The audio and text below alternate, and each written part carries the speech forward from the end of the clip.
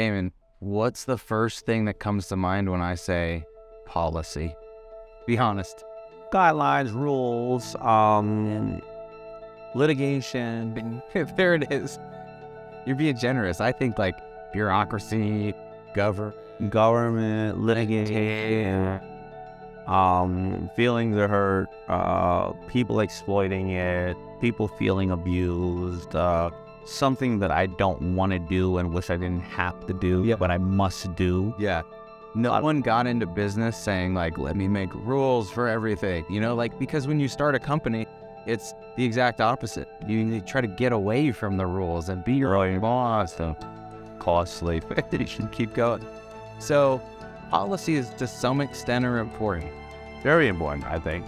Because you want to set guidelines, you want to set expectations so that people know what's okay, what's not okay. And so the way I look at it is it's a way for people to be comfortable in the environment, to know, I'm not behaving poorly, I'm acting like I should in this company.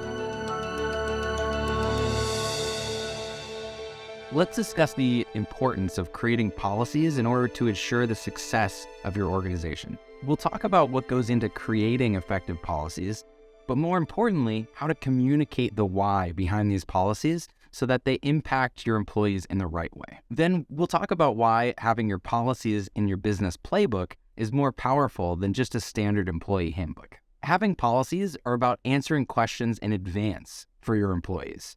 How am I supposed to act? When should I show up?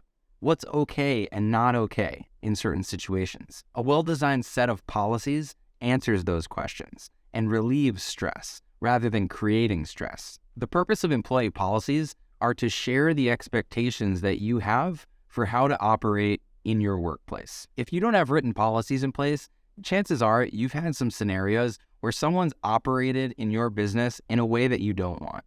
They've worn something that's inappropriate. They've shown up late. They've texted or called you after hours. And if you find yourself raising an eyebrow and saying, why are they acting like this? Maybe it's because you never set the expectation right in the first place. I mean, somebody also may be in their place on personal time showing pictures they're an avid hunter. But you have other people in there that are very sensitive to, that practice. It's making them uncomfortable. Yeah. And this person is talking on their own time about it, but it's making them uncomfortable. And they're wearing T-shirts that say greatest safari ever or whatever. What do you do? I think it depends on the company. Every company has very different, we say cultural norms. Some things are okay in one culture and not okay in another. And here's the challenge. You're going to always have those. So try to put as many policies and things in place that you don't have to deal with. That's the important part.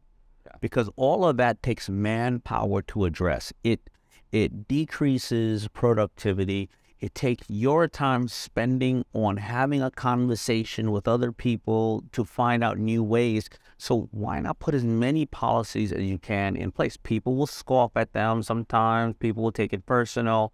And hopefully you have that ability to communicate that it's not personal. But put as many policies you can in place that are not confining, but they just show you the rule. I think the first piece of creating an effective policy is to make it in plain English. A lot of times employee handbooks can be written by the legal team, the HR team, and it can be a bunch of nonsense, I guess. You want it to be easy to read and easy to understand. And so in plain English terms, you want to describe, why is this policy important? Why does it exist? As a business, what are we trying to guard against? What is the risk that we're trying to avoid? How can this policy be helpful instead of restricting? And if you can share with common language all of those reasons, then you can get your team to understand why this exists and be thankful that you're sharing it with them. Next, you want to make sure that the policies are only assigned to the people that need them. A part-time employee might have different policies than a full-time employee. Someone working in one state or country may have different policies than someone in another state or country. So use the structure of your playbook to assign policies that are relevant to the applicable people. And then finally, you want to make sure to tell the story behind the policy. Give some context. Why does this exist in the business? What legal risk are we trying to avoid? Why did we need to institute this in the first place? And if you can explain all of those things, your team will actually be appreciative of the policies rather than feel constrained by them. One of our things are, think entrepreneurially. Don't just be, this person who is putting, square pegs in square holes. Yeah. Think entrepreneurially. And sometimes that's part of the training, right? And even if you are the best at creating a system, people are still people. They're going to go through a lot of different things in life, or they're going to have a lot of great ideas and they want to be bigger and better contributors to the company. Unless you have a system on how they can be that, well, if you're not satisfying some of those goals, you may lose some really, really talented people because they didn't know there was a system. They didn't know there was a policy to let you be that person you want to be. If you don't tell them that, how would they know any different? You think everybody has common sense. Everybody doesn't necessarily have common sense. Your policies in your playbook, just like in a handbook, should be signed off on. So whether that's somebody advancing through the material and it's saving the time and date stamp, or collecting a digital or written signature, you want to actually, for compliance purposes, sign off on the fact that people have seen these and have agreed to these policies. That's the first step to enforcing these policies. First, you need to know that they've seen them.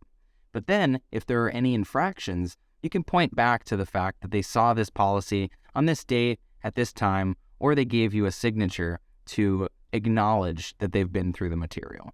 That's how you enforce policies, is first, hold them accountable for going through the material, and then, through good management, ensure that they know what the policy is and that they don't make the same mistake twice. In some tools, like Trainual, you can also use testing functionality to make sure that people really understand the content that they've gone through.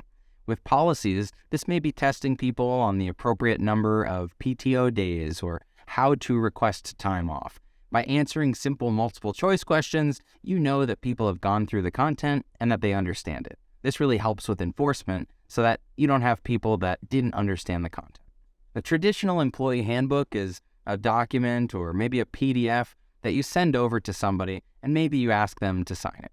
A business playbook, on the other hand, contains all of your policies, processes, and the other information about your business, organized, most importantly, by somebody's team, their role, their geography, their location, or any of the other attributes that you establish as part of the structure of your business. This is really important because policies are not a one-size-fits-all approach. So in your playbook, you can designate which policies go to which people. Maybe in your culture, you want flexibility and you don't want the idea of stringent policies. Well, you can actually write flexibility into the policy. You could say, our policy is to be flexible around this area. Our policy is to have this many PTO days, but if you need more, just ask us. You control the voice and the tone of how you write the policies so that they can be as strict or as loose as you want them to be for your culture. Some policies are governed by the legislation in your area, and those policies won't be open to interpretation. Other policies like benefits or some of the norms within your business might be things that you want your employees to weigh in on. Before we've created several new policies or benefits, we've asked the team to make sure that those benefits or policies are within the realm of what they want in the business. And that's going to depend on your culture as well. But you may use this as an opportunity to survey your people and see what they want to make sure that culture is a place they want to be. Last thing here, no policy should last forever. So as you're going through your policies, make it a point to kill policies that are outdated or seldom used. I remember one day in our kitchen, I opened the refrigerator door and out of the bottom shelf of the door swung one of those glass Coca-Cola bottles, and it shattered and broke all over the floor. And so as I'm wiping up the soda with paper towels and mops, I'm thinking no more glass bottles. And I went back into my office determined to write this policy. And then I remembered, this is really a one-time thing. Do I need a policy for this? Probably not. So I kind of laughed about it. But the story, the lesson for you is don't have that knee-jerk reaction to create a policy just for a random occurrence. You don't need policies for everything. And you can actually go through and eliminate policies that you've created in the past if you feel like they're not really impacting and improving your business. Sometimes as business owners and leaders, We can have this knee-jerk reaction of creating policies to plug a hole of a problem that happened once. But when you get years removed from that problem, you realize we don't really need this policy in place. It's just creating extra red tape. So make it an effort to go through and kill policies that are no longer relevant for your business.